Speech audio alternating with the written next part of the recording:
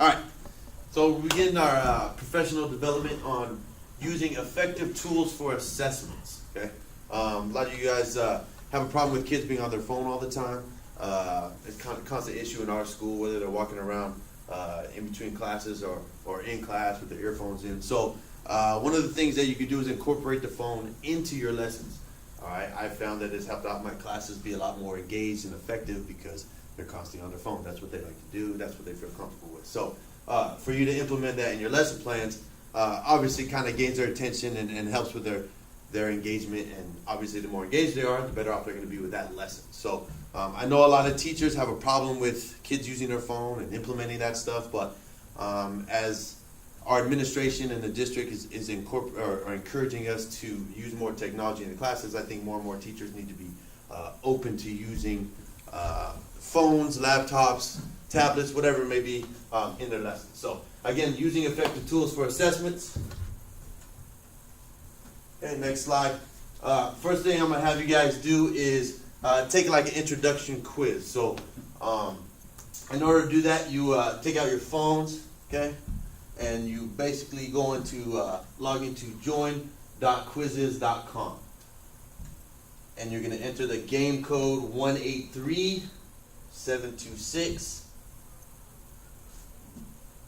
And then you're going to click in your name. So the quiz takes about 10 to 15 minutes, depending how good you are. So just do a couple questions just so you have an idea how it works. And then we'll kind of move on. If you have any questions logging in, I'll make sure that we're doing it.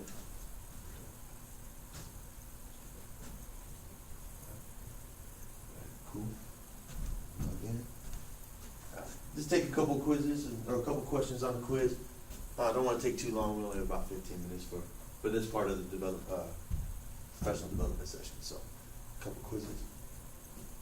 And basically when they're taking the quizzes, I can log into my computer and see how they're doing and see how many quiz questions they've gotten answered correctly, how far they've gone along. And so it's really cool when the kids are able to do this in the classroom using their phones. Obviously they like to do it because they're gaming and we can do a kind of competition to see who gets first and give prizes out and stuff like that. But I can log into my computer and I can see what they're doing and making sure that they're doing it, completing it, who's doing well, so on and so forth. And obviously when they're doing this, you should not only just stay at your computer and see that, but you should walk around and make sure that the kids are staying on task and making sure there's not any complications with the device itself or the system. So, all right, guys, go ahead and stop right there. Just kind of an introduction on what the quizzes are like on quizzes.com. All right, so going over the different reasons to incorporate online formative assessments using a type of a gaming platform. We kind of talked about it as I introed the session that kids are constantly on the phones. That's what they like to do. The more they're on their phones, the more engaged they are. So it's really, really important to keep kids and our students engaged in the lessons, whether it be math, English, science. All the core classes are very difficult. Sometimes the kids kind of lose sight of the importance of learning that subject area and they get bored or whatever the case may be. So we need to keep it more exciting and to keep them more engaged. So number one, students become more engaged. And we know that the more engagement that students have in the lesson, the more learning that they're going to have, the more they're going to retain, not only retain information, but retain it to the point where they can apply it later on. So very important to increase engagement no matter what we do. And this is a great way to do that.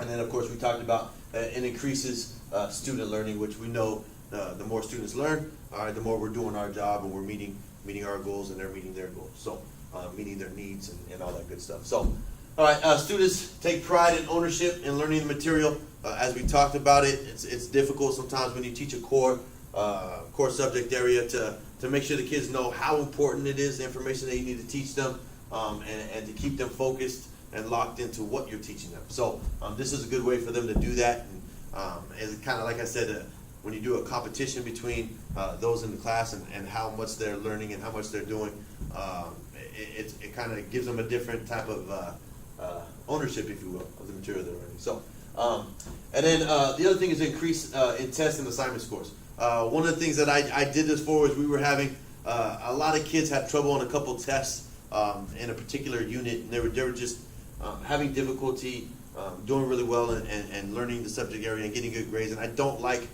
when a lot of the kids in my class don't have a high enough percentage. I find that it's something that I did, something that I could do a little bit better. So what I did in the last two sections of that unit was I incorporated this type of gaming platform, and they seem to do a lot better. And I actually used the grades from those quizzes, and I incorporated that into the unit.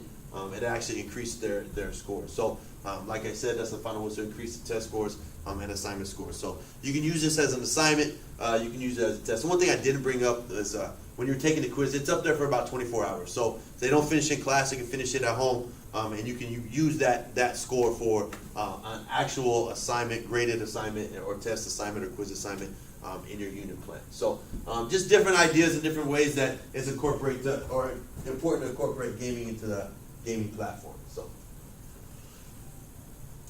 all right. So just to talk about Quizizz.com and what it is, it's an online assessment that students can play live or complete at home. Like I said, it's up there for 24 hours. If you want it to be up there on the website a little bit longer, it could be up there, and so you can use it as a quiz in class. You can have it as a take-home assignment or homework, or whatever the case may be. So, so that's kind of what it's about. The good thing about it is that students pace themselves, and as we know, we have higher achieving students, we have lower achieving students.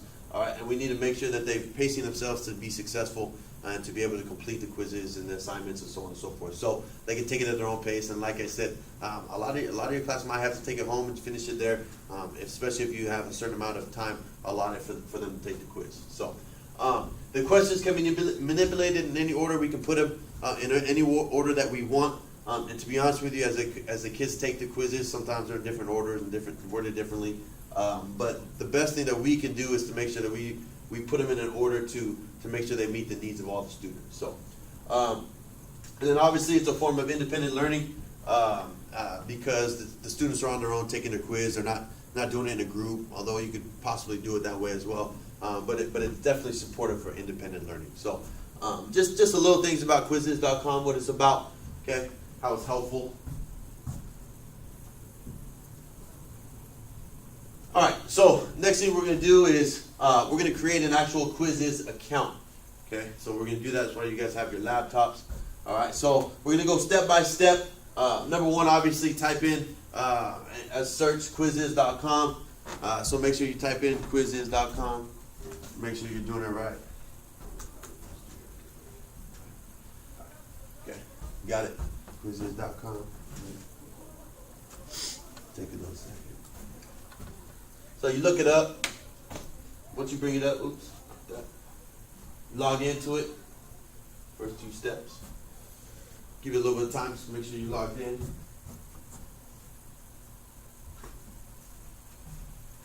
All right, third step. Make sure we're following along here. Follow directions to set up the free account. So, set up the free account. Make sure it's set up.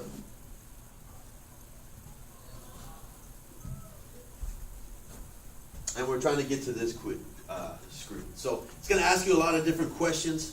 Just kind of skip through all that right now till we get to that screen. Like I said, we're kind of limited in time in the presentation, but want to make sure we get to that. So you can kind of know how to set it up and teach your students how to set it up.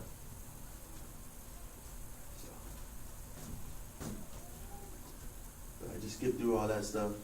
Skip, and get to that screen.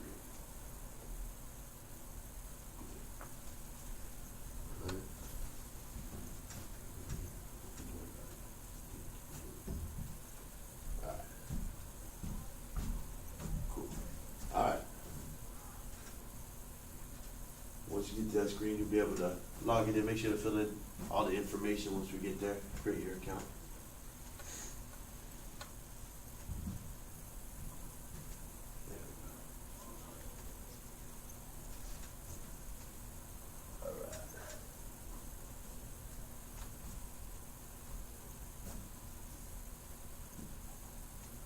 All right, once you've created an account, you're basically the teacher on that account.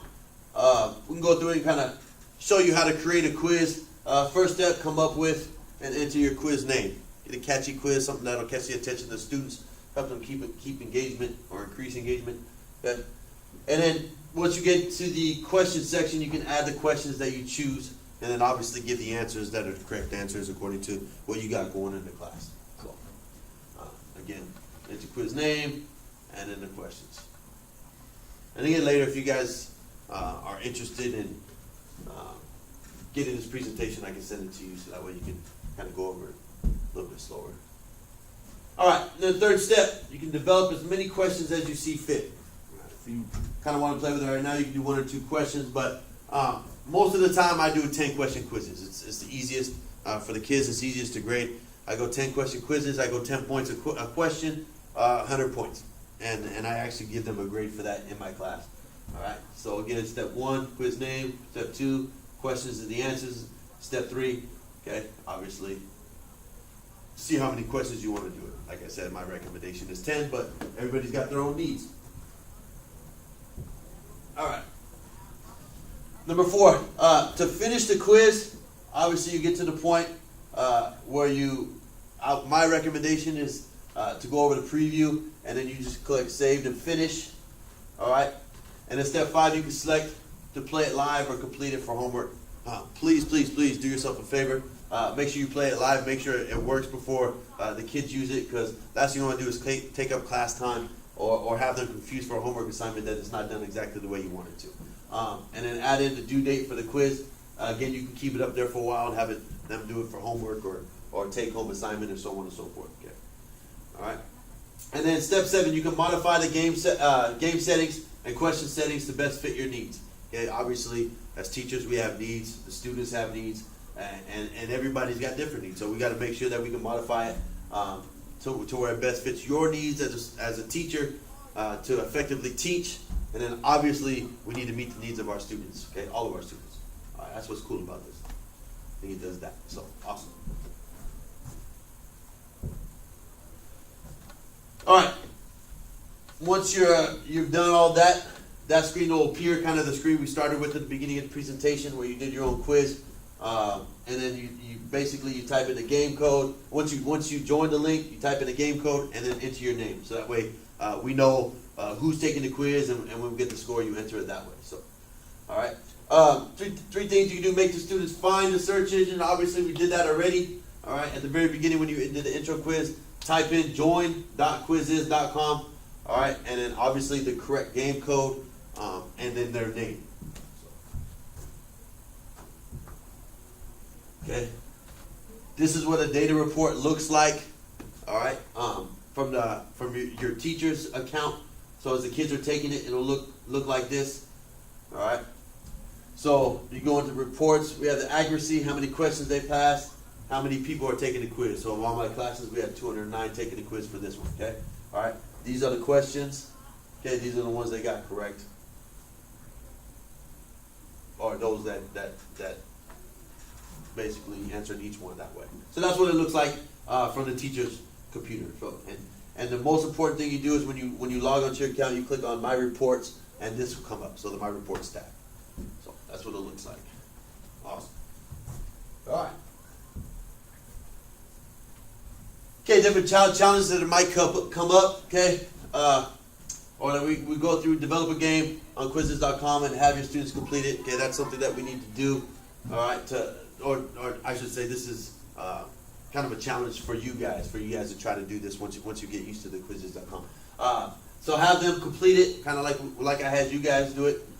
When they have finished, share what you have learned and how the lesson went with at least one of your colleagues. Just kind of collaborate, find out if it works for them, if it didn't work for you, so on and so forth. So, all right, best way is to use obviously the colleagues you collaborated with. All right, and then just talk about 3 different ways that you've implemented it in your classes. Okay, whether it's for a quiz, homework assignment, how it's worked. Does it work better as a homework assignment? Does it work better as a quiz? So on and so forth.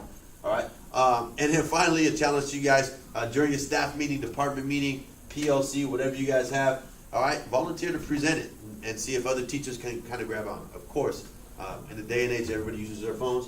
It'd be a good job if you implemented this type of stuff into your classroom. Okay, I think you'd be a favorite with the students as well, which is always good. Okay, This is a long-lasting professional development capacity. You can do so much with this, okay?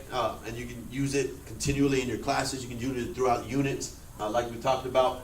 And so it kind of falls into that model, and it's important for you guys to use. So let me see. All right, go ahead and, if you wouldn't mind, sometimes what I do with my classes is I actually do a survey to see if they like it or not. So if you guys want, you guys can do that too. Kind of log in right there. Give me a survey whether you liked it or you didn't like it. And I do it with my students. Sometimes they like the different quizzes that we do. Sometimes they don't. And so if I have a class that really likes it, I might use it more. And if I have a class that doesn't like it, then I won't use it. So thank you very much for your time. I appreciate it. Hopefully you learned a little bit of something. And if you have any questions, you let me know. If you want, I can send this to you as well via email or get it on a flash drive for you. All right, thank you very much.